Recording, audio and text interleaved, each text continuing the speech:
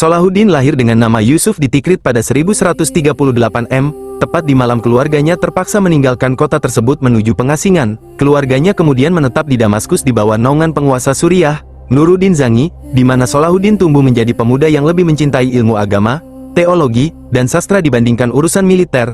Meskipun memiliki kepribadian yang santun dan cenderung rendah hati, ia mendapatkan pelatihan kepemimpinan dan strategi perang dari pamannya, Asaduddin Sirkuh, yang merupakan seorang jenderal besar. Pendidikan di Damaskus membentuk karakter Salahuddin menjadi sosok yang religius dan disiplin, yang nantinya menjadi landasan moral utama saat ia memimpin pasukan. Masa muda ini diakhiri dengan penugasan pertamanya ke Mesir mendampingi pamannya, sebuah misi yang awalnya ia tolak namun menjadi titik balik utama yang mengubah statusnya dari seorang sarjana menjadi calon pemimpin besar dunia Islam. Salahuddin berangkat ke Mesir bersama pamannya, Sirkuh, untuk membantu dinasti Fatimiyah yang sedang goyah menghadapi ancaman tentara salib dan perebutan kekuasaan internal. Setelah melalui serangkaian pertempuran sengit dan manuver politik yang rumit, Sirkuh berhasil diangkat menjadi wazir.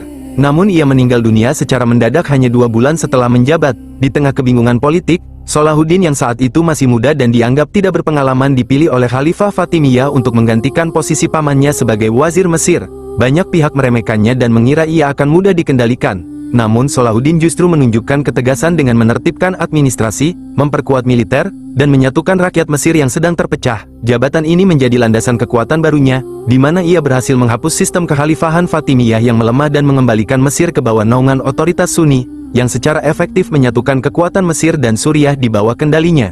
Setelah mengonsolidasikan kekuasaan di Mesir, Salahuddin memfokuskan energinya untuk menyatukan faksi-faksi Muslim yang terpecah di bawah satu bendera demi menghadapi ancaman tentara salib. Wafatnya Nuruddin Zangi di Suriah memicu perebutan kekuasaan di wilayah utara, yang memaksa Salahuddin bergerak ke Damaskus, Aleppo, dan Mosul untuk meredam konflik internal dan menyatukan wilayah-wilayah tersebut ke dalam wilayah kekuasaan Ayyubiyah. Ia menggunakan pendekatan yang unik dengan mengombinasikan kekuatan militer dan diplomasi yang penuh kemurahan hati, sehingga ia lebih dikenal sebagai sosok pemersatu daripada seorang penakluk yang haus kekuasaan. Di sela-sela kampanye penyatuan ini, ia membangun benteng-benteng pertahanan, sekolah, madrasah, dan rumah sakit, yang memperkuat dukungan rakyat terhadap kepemimpinannya di seluruh wilayah Syam dan Mesir. Dengan jatuhnya wilayah-wilayah kunci ke dalam genggamannya, Salahuddin berhasil menciptakan sebuah penjepit geografis yang mengepung negara-negara tentara salib, mempersiapkan panggung bagi konfrontasi besar yang akan mengubah jalannya sejarah di Timur Tengah. Ketegangan mencapai puncaknya pada tahun 1187 M ketika tindakan provokatif Rainal dari Chatillon memicu Salahuddin untuk mengerahkan pasukan besar guna menghadapi tentara salib secara terbuka. Kedua pasukan bertemu di dataran tandus dalam pertempuran Hattin, di mana Salahuddin dengan cerdik memanfaatkan kondisi alam dan kehausan pasukan lawan untuk meraih kemenangan mutlak yang melumpuhkan kekuatan militer kerajaan Yerusalem. Pasca kemenangan di Hattin, jalan menuju Yerusalem terbuka lebar, dan setelah pengepungan singkat, Salahuddin berhasil membebaskan kota suci tersebut setelah hampir 88 tahun berada di bawah kekuasaan tentara salib.